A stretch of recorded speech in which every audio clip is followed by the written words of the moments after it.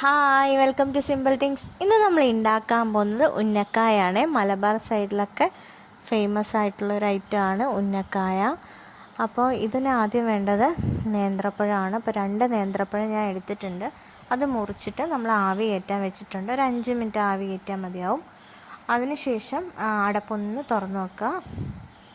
കുറച്ച് നേരം ഒന്ന് തണുത്തതിന് ശേഷം നമ്മളിതിൻ്റെ തൊലിയൊക്കെ എടുത്ത് മാറ്റി ഇത് നടുക്കൂടെ മുറിച്ചിട്ട് അതിനകത്തെ ആ ബ്ലാക്ക് ആയിട്ടുള്ള അരിയില്ലേ അതെടുത്ത് മാറ്റണം. അതെടുത്ത് മാറ്റിയതിന് ശേഷം നമുക്ക് നല്ലോണം കുഴച്ചെടുക്കാം.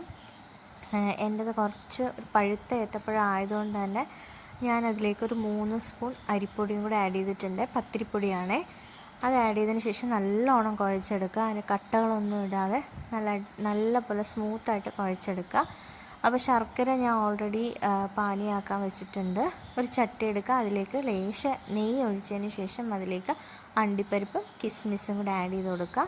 ഒന്ന് മൂത്ത് വരുമ്പോഴത്തേക്ക് നമുക്കിതിലേക്ക് തേങ്ങ ചിരകിയത് ആഡ് ചെയ്ത് കൊടുക്കാം. തേങ്ങ ചിരകിയതും ഈ കിസ്മിസും എല്ലാം കൂടെ ഒന്ന് നെയ്യിലിട്ട് നല്ലോണം വരട്ടി കൊടുക്കുക. ഏകദേശം ഒന്ന് പരുവായി വരുമ്പോഴത്തേക്ക് നമുക്കിതിലേക്ക് ശർക്കര പാനിയാക്കിയത് ആഡ് ചെയ്ത് കൊടുക്കാം.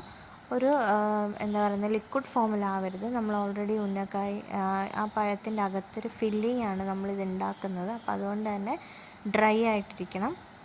അപ്പോൾ എൻ്റെ ഒന്ന് ജസ്റ്റ് ഒന്ന് ഡ്രൈ ആയി വരണം.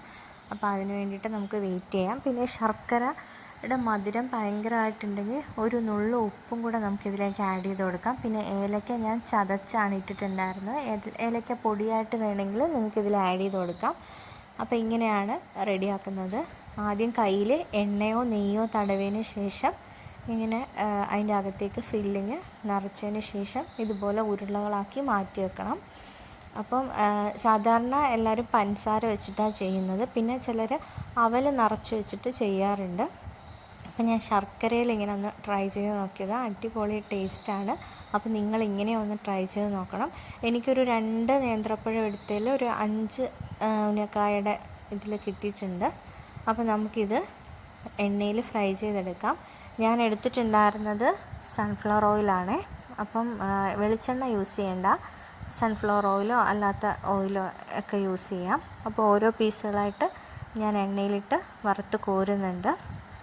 അപ്പം ചിലവർ ഈ കടകളിലൊക്കെ നമുക്ക് കിട്ടുക ഈ പഞ്ചസാരയിൽ വെച്ചിട്ടുള്ള ഫില്ലിംഗ് ആണ്. അപ്പം ശർക്കരയിൽ അങ്ങനെ കടകളിൽ നിന്നൊന്നും കിട്ടിയിട്ടുണ്ടായിരുന്നില്ല. ഇതുപോലെ കുറേ മലബാറിൻ്റെ സ്നാക്സുകൾ ഉണ്ട്. അപ്പോൾ ഓരോന്നായിട്ട് ഞാൻ എൻ്റെ ചാനലിൽ അപ്ലോഡ് ചെയ്യുന്നതായിരിക്കും. നിങ്ങൾ എന്തായാലും എന്നെ സപ്പോർട്ട് ചെയ്യണം, ലൈക്ക് ചെയ്യണം, സബ്സ്ക്രൈബ് ചെയ്യണം. അപ്പം കുറേ ഐറ്റംസ് ഈ മലബാർ സൈഡിൽ മാത്രം കിട്ടുന്ന കുറേ ഐറ്റംസ് ഉണ്ട്. അപ്പോൾ അതൊക്കെ ഞാൻ ട്രൈ ചെയ്യുന്നതായിരിക്കും. നിങ്ങളുടെ സപ്പോർട്ട് എന്തായാലും വേണം. അപ്പോൾ ഞാനിങ്ങനെ കോരി മാറ്റിയിട്ടുണ്ട്. ലോ ഫ്ലെയിമിൽ വെച്ചിട്ട് ഇത് ഫ്രൈ ചെയ്യരുത്. മീഡിയം ടു ഹൈ ഫ്ലെയിമിൽ വേണം നമ്മളിത് ഫ്രൈ ചെയ്തെടുക്കാൻ. അപ്പോൾ റെഡിയായി വന്നിട്ടുണ്ട്.